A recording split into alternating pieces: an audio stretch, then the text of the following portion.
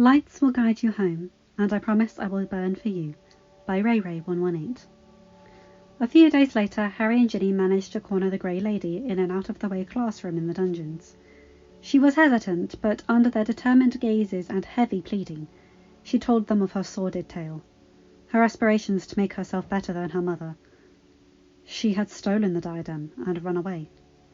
Harry and Ginny were shocked to learn that the Bloody Baron, the Slytherin ghost, had been around at that point as a wizard, and had gone after her when her mother had fallen ill and wanted to see her daughter again.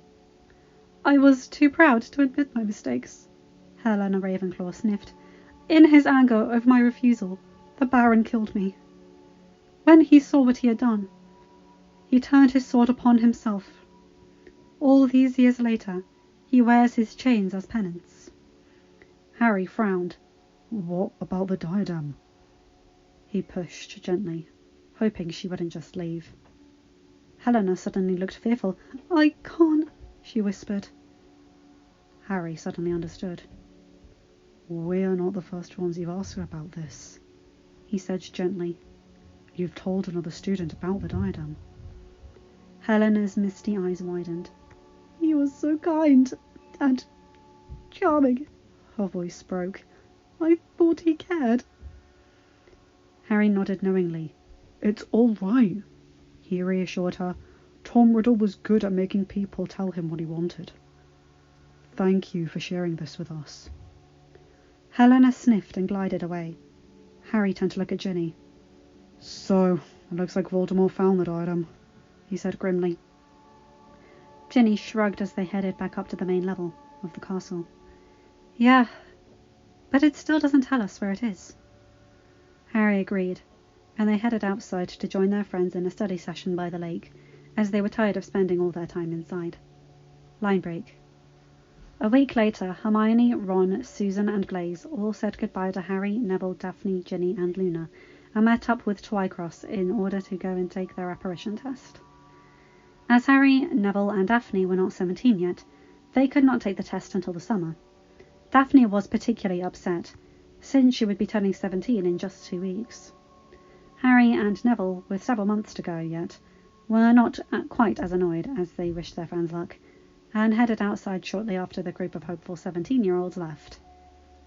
As limitless as the room of requirement was, they were feeling a little pent up, and decided to spend some time exploring the Forbidden Forest. They returned to the castle later that afternoon, feeling much calmer. It definitely did Ginny and Luna some good to get away from the schoolwork and exam preparation for the day. Hermione, Ron, Susan and Blaise met up with them at the Gryffindor table in the Great Hall, and they all ate together as they told their friends about the test. Fortunately, they had all passed, though according to Ron it had been a close thing for him. Hermione shook her head fondly. Sometimes her brother rivaled Harry for the biggest inferiority complex. They all congratulated the foursome, and Ron preened a little as Ginny reminded him that Charlie had needed to take the test twice, which put him ahead of his older brother. The others prompted her for the story, so Ginny told them about how on Charlie's first go at the test, he had apparated on top of an old lady going about her shopping, 5 miles away from where he was supposed to end up. They were all roaring with laughter by the end, and spent several hours talking as dinner ended and the room emptied out, until they had to leave or get caught out after curfew. All in all, Harry thought it had been a pretty good day. Line break. The end of the year seemed to be getting closer with alarming speed. By the time the end of May rolled around, Harry felt like he had gotten a good grasp on legitimacy, and would be able to try out his theory on Neville's parents. He actually felt pretty confident about it, but didn't tell Neville, because he didn't want to build false hope. He had exchanged several more letters with the healer Jason had put him in touch with, and she thought his angle for a cure was theoretically possible, if far-fetched. She prompted him to spend some more time working it out further to ensure success, and promised to give it some more thought as well. She did, however, think he might be able to put the theory into action over the summer. Harry was nervous, but excited. He really wanted to give Neville his parents back. It was one thing he and the other boy really shared, an unspoken wish to be reunited with his parents. Though Neville never really mentioned it to them after they had caught him at the long-term ward at Salongo's, Harry knew what it was to ache for your parents. To be willing to give anything just to hear their voices again. To have them look at you with love and kiss you goodnight. It wasn't possible for him to have his wish come true. But there was still hope for Neville. Shortly after that happenstance meeting at the hospital, Neville had told him in private that he would never give up hope, as long as his parents were still breathing. He had figured that if there were no hope at all, they wouldn't be drawing breath. Harry hoped Neville was right, because what he was trying to do was near impossible, in the view of most witches and wizards. But Harry wouldn't give up. He didn't believe it was impossible, and he was looking to revolutionize the wizarding world. He'd figured out how to reverse the Cruciatus curse. He'd find a cure for lycanthropy. He'd give the goblins the respect and recognition they deserved. He'd change the ministry and redesign their ancient and obsolete laws. Of course, he knew he'd need a hell of a lot of help with all this, but he was certain that together with his friends, they would change the world. Ginny looked up at him from across the room where she was doing revisions for her exams, and smiled. Damn straight, Harry. We're going to give all those stuffy purebloods something to think about. Harry smirked. They won't know what hit them. Line break. A few days later, Harry received yet another summons to Dumbledore's office. He considered ignoring it, but didn't think he should outright defy the headmaster just yet.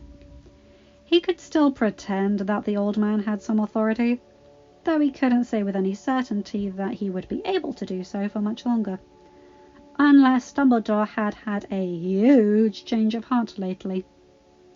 Somehow he doubted it. Once more, Dumbledore offered Harry a lemon drop and a seat, and once more Harry refused, privately revelling in the chance to make the old man uncomfortable and annoyed. But Dumbledore forced those feelings down and just smiled genially. Thank you for coming, Harry. I know you must be busy studying for your end-of-year exams. Harry nodded silently. Dumbledore's smile tightened minutely, but Harry caught it, and internally smirked. I must congratulate you on your class standing, Harry. I believe you will have many people after you for a job this time next year. Harry's mental smirk turned into a frown. It was subtle, but he thought he could sense something like a lie in the headmaster's words. Did Dumbledore not think he would get a lot of offers? Or did he not think he'd be graduating? Harry said nothing, and after a moment Dumbledore continued. I wish to apologize for my actions a few months ago. I was merely trying to help you succeed. Harry grit his teeth, and when he was sure he could respond without yelling, he did so. Professor, I understand your goals, but you need to stop. Stop trying to insert yourself into my life, because I will never trust you the way I did before I learned about everything you're responsible for. Dumbledore made to speak, but Harry kept going. Have you even looked at the report Madame Pomfrey compiled after I left the Dursleys? Dumbledore blinked, startled. Harry smiled grimly. I didn't think so. I would suggest taking a look, sir, and perhaps you'll understand just what little of what you put me through. Harry started to turn around when Dumbledore managed to find his voice. You need my help, Harry, to fulfill the prophecy. You can't do it alone. There are things only I know. Harry raised an eyebrow and glared. I think I'll manage. He spun on his heel and left the office, seething. He knew the headmaster didn't think he had revealed so much, but he hadn't counted for what Harry already knew. In his mind, Ginny's voice calmed him slightly. Harry, come to the room of requirement. I'll meet you there. Just don't curse anything until you get there. All right? Harry nodded mentally and waited until he had reached the room, asking it to provide him with a training room complete with dummies for him to destroy. That was how Ginny, Ron, Hermione and Neville found him a few minutes later. Ginny had tried to come alone, but as soon as she had said that Harry was upset, they all insisted upon joining her. They watched from the doorway while Harry turned 7 dummies to dust within the space of 3 minutes. When the room was devoid of occupants, Harry straightened up from his fighter's crouch to the sound of applause. He looked over and blushed slightly to see his fellow Gryffindors standing in the entrance, watching him. They all moved in and closed the door. Ginny raised an eyebrow. "What's this about, Harry? What did Dumbledore say?" "Before I continue, I'm sorry for the barking in the background. There's a dog that won't be quiet." Harry growled slightly, his eyes hardening. "He knew." They all looked confused. "What do you mean?" Hermione asked, mentally asking the room to provide sofas for them to sit, which they all did a moment later. Harry grit his teeth. "He tried to tell me that there were things only he knew. So only he could help me fulfill that damned prophecy. Don't you see it? He knew about the Horcruxes. He'd probably known since at least he saw that diary." Ginny's eyes hardened. "He probably had an idea before that, but the diary would definitely be proof of this theory for him. Damn it!" She slammed a fist against the arm of the sofa she was sitting on. Harry nodded. "He's had all these years to solve the problem, and he knew how. But he waited for me to do it for him, all because he put so much stock in that stupid prophecy. How many people did he doom to die because he didn't do anything? If he had done something, anything, we wouldn't be faced with the problem of hunting down all these Horcruxes based on flimsy theories and what little we can find on Voldemort." Ron let out an animalistic growl that reminded them all of his dog form. "Bastard!" Hermione looked like she wanted to reprimand her boyfriend's language, but couldn't manage because she completely agreed with his assessment.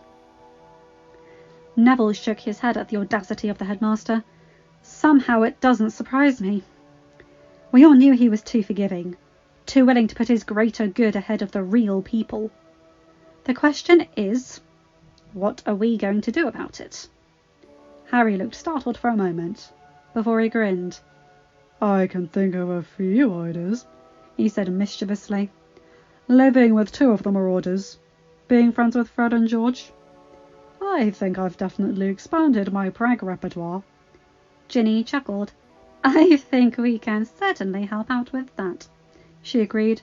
"Growing up with the twins is very good for coming up with creative punishments."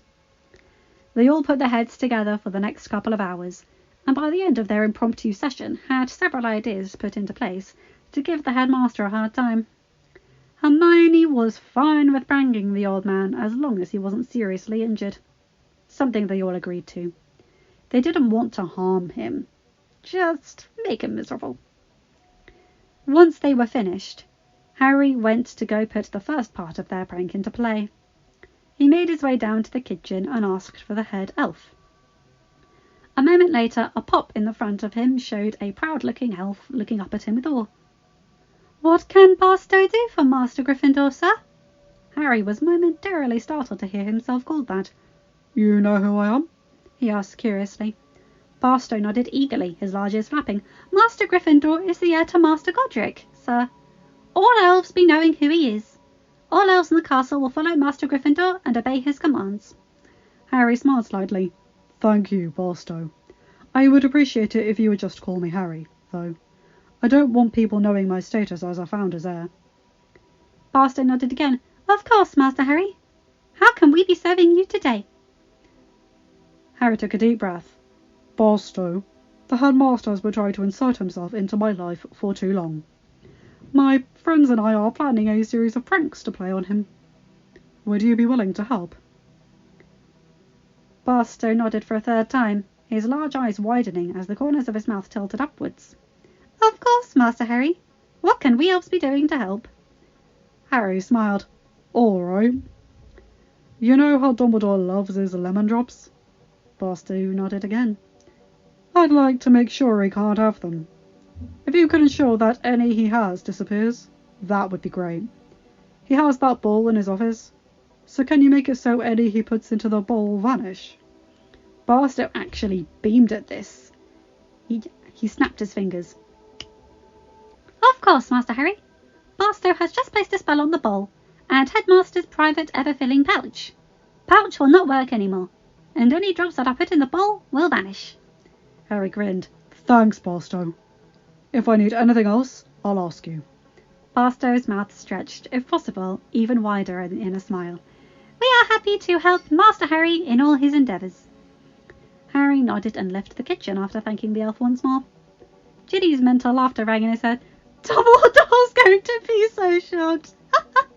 She laughed. Harry smirked. This is just phase 1, he reminded her. He's going to regret ever meddling by the time we're done with him. True to their word, over the next week, Harry, Ron, Neville and Ginny and Hermione did all their best to make Dumbledore miserable. Even after one day, Harry could tell that the old man was missing his lemon drops. He only really appeared for meals and looked slightly haggard and twitchy, almost like he was going through withdrawal. They slipped a potion into his pumpkin juice that made him cluck like a chicken for an entire day, made it so that he spent an entire day stuck in the entrance hall by charming every single door so that whenever his magical signature passed through it, he would end up back in the hall, and had his fuzzy bunny slippers spend a morning attacking him wherever he went. The house elves were ecstatic to help out, and were majorly responsible for keeping the headmaster in the entrance hall, as well as getting the potion into his drink. Barstow had proudly brought the slippers to Harry to charm when he had asked. The next weekend, Harry met with all his friends in the Room of Requirement, and almost flinched under the gazes of Blaise, Daphne, Susan and Luna. Spill it, Potter. Why have you spent this whole week pranking Dumbledore with an inch of his sanity? Blaise asked with a raised eyebrow. Harry shrugged and explained about the conversation he had had with the headmaster the previous weekend, and what he had inferred. Blaise let out a low breath. Damn, he commented. Need any help? Harry chuckled and the others laughed. Daphne shook her head. I can't believe the audacity of the old man. He could end up killing us all because he put so much stock into that stupid prophecy. Harry nodded seriously. The more I think about it, the more I wonder if he meant me to survive at all. Hermione let out a gasp. Harry! I know he's got a lot to answer for, but... Harry looked at her, cutting her off mid-sentence. I know it might seem horrible, Hermione, but the first thing he did when I ended up in his office was to congratulate me on my class rank and tell me how many people would be offering me a job this time next year. He looked down briefly. The thing is, I could tell that he was lying. I don't think it was about how many people would be offering me a job, if for no other reason I'm the bloody boy who lived. But what if he was talking about me surviving to get any job offers? Ginny's eyes widened and then narrowed. You think he interpreted the prophecy to mean that your death would bring down Voldemort? Harry nodded, grasping her hand slightly. She huffed, gritting her teeth. Not going to happen, she stated surely. Harry nodded, agreeing. I'm not planning on going anywhere. Daphne pursed her lips. I'm up for a little payback, she growled. Luna tilted her head to the side. Tell me what I can do to help. Her voice was so steely that it took them all aback for a moment. Luna just smiled, though it could not be taken as reassuring for anyone on the receiving end of it. No one gets away with hurting my friends. Harry smiled. Thanks, guys. Here's what we've got so far. They spent another hour planning, and Harry was glad to have a few Slytherins involved. Their ideas were creative, and in some cases a little frightening. After a while they switched over to other pursuits. Harry asked the room to provide them with a few more immunities, and they all broke up into separate tasks. Ginny and Luna had brought along their book bags and started doing more revising for their exams, while Hermione, Ron, Neville, Susan and Blaise continued doing some research for their Hogwarts hunt. Harry and Daphne went over to the potions lab section that the room had given them, and started working on brewing Veritaserum. The potion was incredibly difficult, and would take a month to complete, but Harry and Daphne were confident that, together, they could get it right, and just in time for term to end. They also worked on several potions to use for their pranks. After the first one was complete, Luna took it down to the kitchen to put into use before returning to the room. They all worked the day away, only emerging when it was time for dinner. They felt like it had been a productive day, and were looking forward to implementing some of their plans for Dumbledore. Indeed, they were looking forward to dinner. If anyone was confused by the group's excitement as they all sat down at the Gryffindor table, they didn't say anything. It wasn't until there was a bang and a puff of smoke up at the end of the head table that anyone had any idea of what the group might have been waiting for. They all looked towards the noise and started laughing. Where a moment earlier Dumbledore had been sitting, there was now a rather shocked goat. He had a long goatee that reached the floor and horns that curled slightly at the tips. After a few minutes, Minerva finally managed to control her laughter enough to stand up. "Calm down, everyone, please." It didn't work. The entire hall was laughing loudly as the headmaster, and it wouldn't be stopping anytime soon. Minerva shrugged and sat back down, glancing over at Snape, who was sitting next to her. The defense professor wasn't laughing, but his eyes were amused, and there was a constant twitching of his lips. So Minerva knew it was taking all of his restraint to hold back. "Well, I tried," she muttered, chuckling under her breath. Snape nodded austerely. "It was a commendable effort," he replied. It took another 15 minutes for people to calm down enough to pick themselves up off the floor. Dumbledore had apparently had enough after 10 minutes and had cantered quickly down the aisle and out of the hall, something that only once more set off those who had been close to getting themselves under control. Finally, the room started to empty out, as people left for their common rooms or other parts of the castle, still chuckling about the wonderful prank, and wondering who had done it, and how they had managed to get something that big past the headmaster. No one had been oblivious to the number of pranks that had been played on Dumbledore over the last week, and were enjoying it immensely.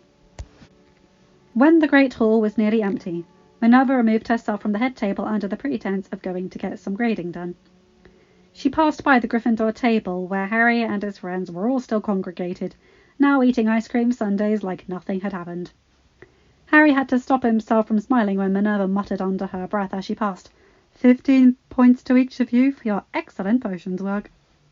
None of them reacted, knowing that if Dumbledore had got actual proof of their involvement, he would insist on punishing them.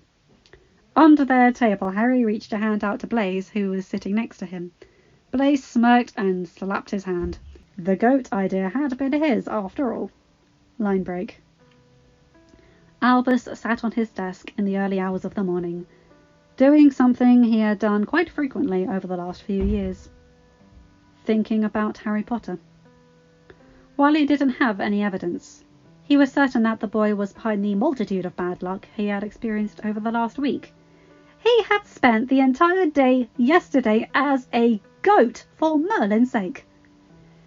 He knew Harry was upset with him, but why couldn't the child just see he was trying to do what was right?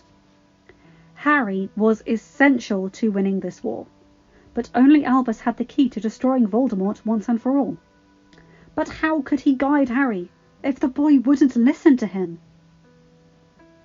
For the first time, Albus considered the possibility that maybe he was going about this the wrong way. He recalled Harry's challenge for him to look at the report from Poppy. What could be so bad that Harry would carry that much hate around? Dumbledore was glad that Harry had his friends to focus on, since he knew just what that hate could do to a person if they didn't learn to let it go. He worried a little, regardless of how happy Harry seemed, because that anger could be dangerous.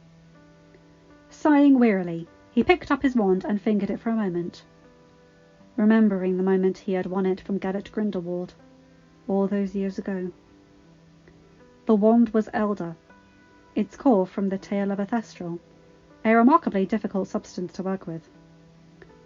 He had taken it from his old friend, and through the years, tamed it somewhat.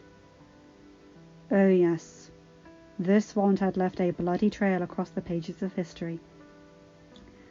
The Death Stick, the Wand of Destiny.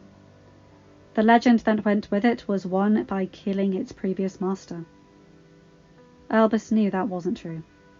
The previous master had only been defeated.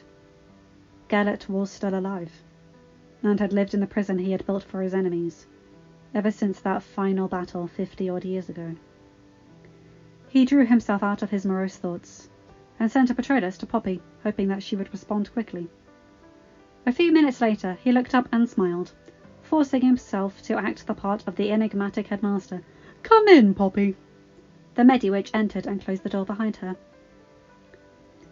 "You wished to speak with me, Albus?" she asked, and he knew he wasn't imagining the thread of hostility in her voice. He hadn't really spoken much with her in the last few years. Not since Harry had moved in with Minerva and Sirius, actually. Whenever they did interact, she always seemed to be forcing herself to remain civil. He nodded genially. "Thank you for your swiftness, Poppy. Please take a seat." The healer did so cautiously, waiting for the headmaster to tell her why she was there. Albus cleared his throat. "I wondered if you could give me some insight into a situation you responded to almost 4 years ago." Poppy frowned. "You wanted to know what happened when Mr. Potter ran away from his relatives?" Albus raised an eyebrow minutely at the venom in the woman's voice when she spat out the word relatives, like it was the vilest concept that there was. Nevertheless, he nodded slightly. "If it wouldn't be too much trouble, Poppy." Poppy pursed her lips, before inclining her head. "Perhaps it would do you some good. I have the documents delivered to you." She stood abruptly and was gone before Albus managed to do more than blink. True to her word, less than 10 minutes later, a house elf popped into his office with a stack of parchment. "Mistress Poppy asked Dinko to deliver this," the elf said, handing out the parchment. Albus smiled and nodded his thanks, taking the stack in his hands. The elf popped away, and the headmaster settled into his seat, surprised at the thickness of the sheaf of parchment. Shrugging slightly, he began to read. It was shocking. He had really thought that the Dursleys were the best option. Yes, he had known that they weren't listed on the Potter will as potential guardians, and had known that Lily did not get along well with her sister. But the Blood Wards made up for any misgivings. His frown deepened as he read of a broken arm at the age of 2, 2 broken ribs at 4, scar tissue that had developed around 5, 6 separate concussions over the years, broken leg, broken wrist, more broken ribs, more scarring. His complexion became steadily paler as he read down the list. Surely the Dursleys couldn't be responsible for all of this. The Blood Wards would have stopped anyone with ill intent from harming Harry. No, they wouldn't, he realised with a start. The wards would have prevented anyone with ill intentions towards the family from coming into the premise. But if the monsters were already inside, they would have done nothing. What had Albus done? He had tried to protect Harry, and instead had fed him to the wolves. He had thought he was doing what was best. But what if Harry and Minerva and Sirius were right? Perhaps he hadn't gone about it the right way.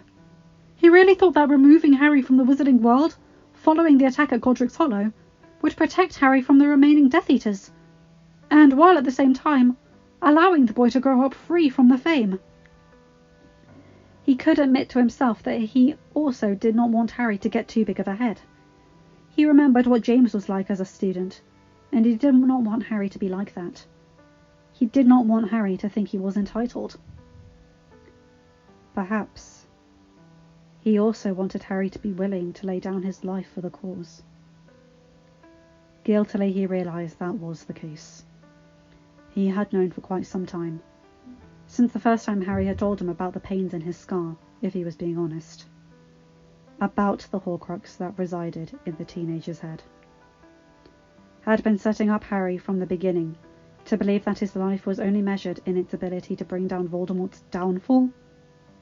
Did he ever care about Harry as a person? Of course he did, the stubborn part of his mind insisted. He wanted to keep Harry safe. Or perhaps, the rebellious voice answered, He had just been concerned with keeping Harry alive until he could march to his death. Stop it, he told himself firmly. These thoughts would get him nowhere. The prophecy said that Harry would be the one to fight Voldemort, and Albus would make sure that happened. Everyone was wrong. He cared about Harry. He had to. Didn't he? End of chapter. Hi guys, hope you enjoyed that. Oh boy, so very funny, but ending really badly. Oh boy. Okay. Dumbledore is a mixed bag, isn't he? It's very easy to paint him as a villain or a hero. I personally like to think he's just one of those grey characters, you know? Anyway, you guys know the drill. Like, comment and subscribe and hit that bell to get notified for whenever I upload a new video. Have a good day, night or whatever time zone you're in. Bye my guys, gals and non-binary pals. I'll see you in another video. Bye!